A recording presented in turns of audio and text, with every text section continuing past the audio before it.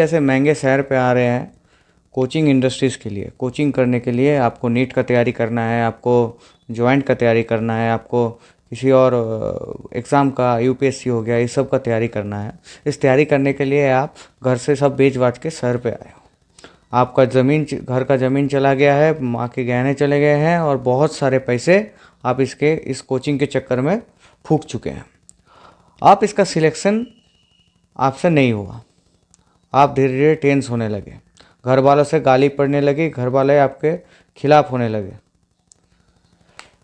अंततः आपके पास कुछ चारा नहीं बचा, आपने सुसाइड कमिट कर दिया, आपने ज़िंदगी से अलविदा कर दिया।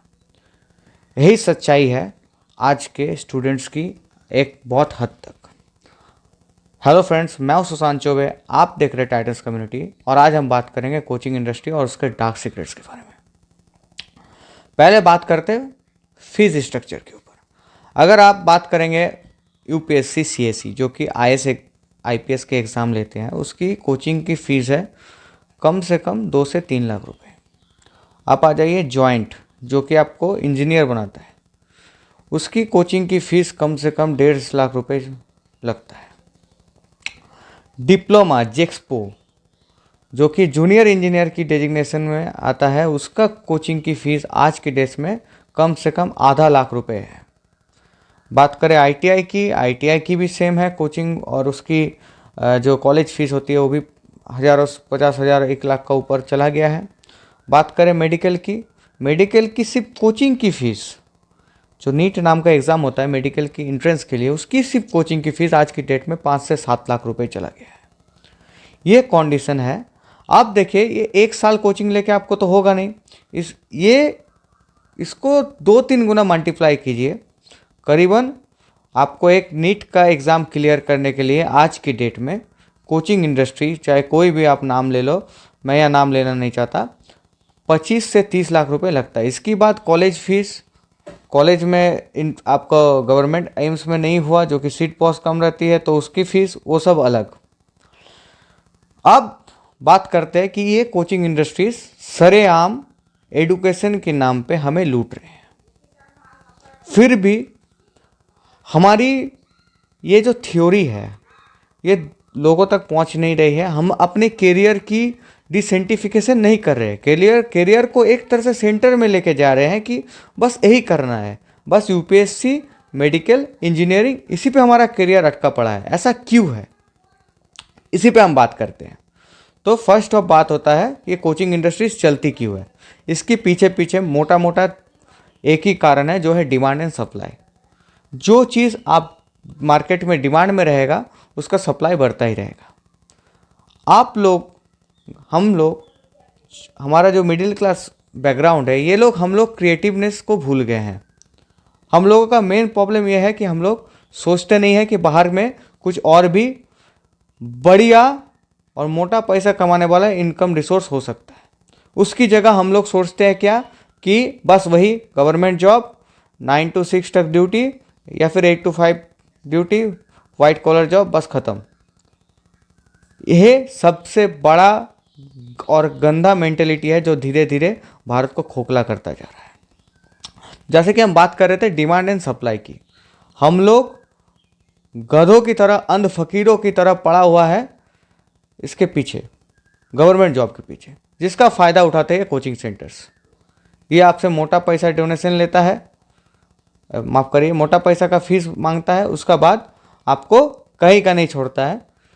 जितना आप आपका इसमें खर्चा करेंगे, कोचिंग में खर्चा करेंगे, उससे 10%, 20%, 25% में आज की डेट में एआई के ज़रिए हुआ या फिर यूट्यूब के ज़रिए हुआ एडुकेशन संभव है। अच्छा, किताब आपको पढ़ना नहीं है, आपको सिर्फ जाना है कोचिंग में।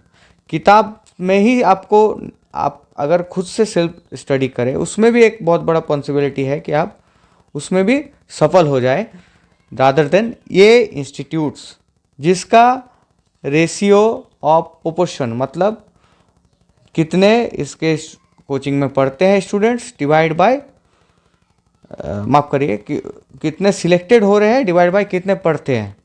ये जो एग्ज़ाम सेंटर की एक्चुअल है, जो एग्ज़ाम क्वालिफिकेशन की इक्वलिटी है, उसकी बराबर नीचे होता है या फिर कुछ आगे। अब बात करते हैं हमारे इंडियन की माइंडसेट पे, जिस पे हम अभी चर्चा कर रहे थे। अपना इंडियन माइंडसेट है कि हमको रिसेशन झेलना है, 20 साल बाद हमको रिसेशन झेलना है। सो हम लोग का माइंडसेट क्या है कि हमको सरकारी नौकरी चाहिए। इसमें क्या है, गारंटी है, पैसा आता रहेगा महीना महीना 1 तारीख, जो कि एक बहुत ख़राब, बहुत बेकार की मेंटेलिटी है। क्योंकि ऐसे बहुत सारी चीज़ें हैं जो आपको बाद में समझ में आएगा, अगर आप थोड़ा ऊपर से ऊपर चीज़ों को देखेंगे तब, कि गवर्नमेंट जॉब की जो तनख्वाह है उससे आप बहुत ज़्यादा तनख्वाह प्राइवेट में कमा सकते हैं। आपको स्किलफुल होना चाहिए। फिर वही बात आ गई, स्किलफुल आप है नहीं तो आप स्किल पे कभी फोकस किए ही नहीं, सिर्फ पढ़ाई का जो आप एडुकेशन पे आप फोकस नहीं किए, आप एडुकेशन के जगह फोकस किए नॉलेज पे, जो आपकी फिर गलती है। अब बात करते हैं, ये तो हो गए कुछ रियल कोचिंग्स जो आपको पढ़ा भी देती है, कुछ काम के लायक भी बना देता है। अभी कुछ ऐसे कोचिंग सेंटर्स हैं जिस पे हमको बात करना ज़्यादा ज़रूरी है, जो एक्चुअली में फेक है, जो कोचिंग सेंटर की भी कोई मतलब नहीं है, कि कोचिंग सेंटर बेकार है। जैसे हम बात करते हैं बड़ा बिजनेस का, ये कहते हैं कि हम आपको बिजनेस सिखा देंगे। अच्छा भाई चलो बिजनेस सिखा दो, कैसे सिखाओगे? बोलते हैं कि हम आपको महीना 10 से 15 लाख रुपए कमाने वाला बिजनेस सिखा देंगे। ठीक है, तुम्हारा नेट प्रॉफिट 3 करोड़ होता है, तुम हमको महीना में 15 लाख रुपए कमाना सिखाओगे। ये बात अंबानी करता, चलो भाई बात था, उसका मेन प्रॉफिट है 3 से 5 करोड़ रुपए, और वो कमाने का बात बोल रहा है 15 लाख। यहीं पर तो बात आधा से ज़्यादा हो गया। अब दूसरा है शेयर मार्केट इंडस्ट्री। ये जो शेयर मार्केट का कोचिंग है भाई साहब, इसको तो गलती से भी हाथ जोड़ के रिक्वेस्ट है, मत लेना भाई।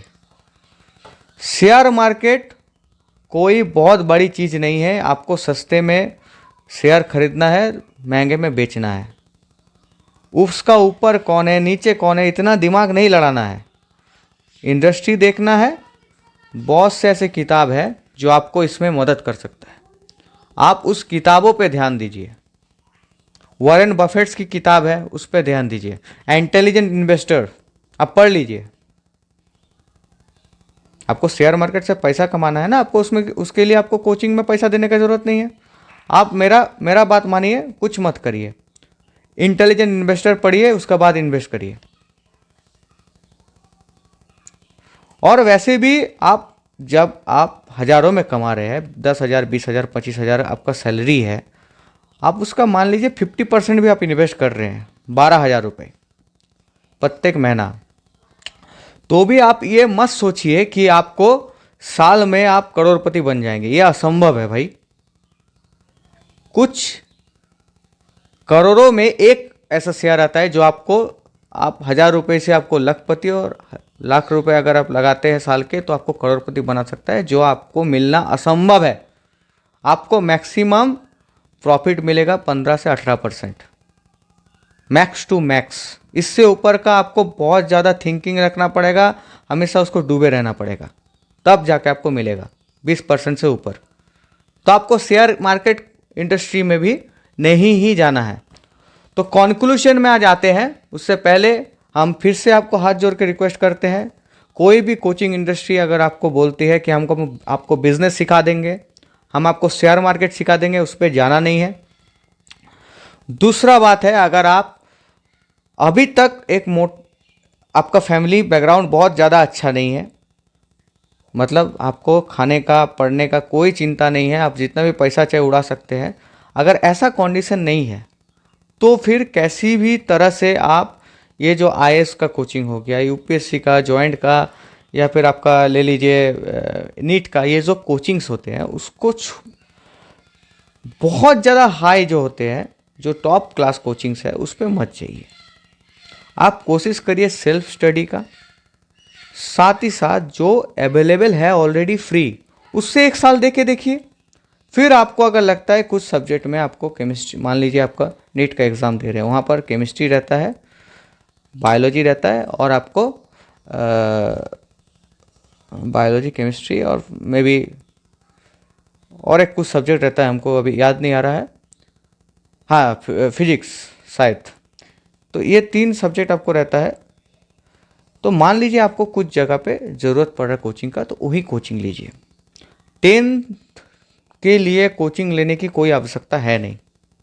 स्कूल में पढ़िए, स्कूल के एजुकेशन को मस्त करिए। 12th में भी सेम आपका सिचुएशन है। अगर कुछ सब्जेक्ट में आप कमज़ोर फील कर रहे हैं, 11th में आपको समझ में आ जाएगा, तब उस पर कोचिंग लीजिए। बाकी रादर देन एक एक सब्जेक्ट में 2-2 ट्यूटर, ऐसा चीज़, ये सब गलती गलत से भी भूल के भी मत करिए। ये सब आपको बर्बाद डुबा के छोड़ेगा। ITI और जेक्सपो के लिए ट्यूशन की कोई भी आवश्यकता नहीं है, ना ही कोचिंग की कोई आवश्यकता है। और ये जो बिजनेस सिखा देंगे, शेयर मार्केट सिखा देंगे, इसका चक्कर में बिल्कुल मत रहिए, ये कुछ नहीं कर सकता। तो आखिर में कॉन्क्लूजन में आते हैं। मैं ये समझता हूँ कि कोई भी एग्ज़ाम इतना इम्पोर्टेंट नहीं है कि उसके लिए 10 लाख 20 लाख अपना फैमिली का जो पूरा सेविंग, घर, ज़मीन सब बेचना पड़े। इससे अच्छा है स्लो सेल्फ स्टडी, जिसका बात हम पहले भी इस वीडियो में कर चुके हैं। स्लो सेल्फ स्टडी, जिससे आपको टाइम भले 6 महीना ज़्यादा लगे, 1 से ज़्यादा 2 अटेम्प्ट लगे, लेकिन आज के टाइम पर ये पॉसिबल है। तो इसका फ़ायदा उठाइए। इतना मोटा मोटा पैसा वहाँ मत इन्वेस्ट करिए जहाँ पर पॉसिबिलिटी ऑफ चांस बहुत ज़्यादा कम है। धन्यवाद। आगे फिर बात करेंगे। सब्सक्राइब कर लीजिए।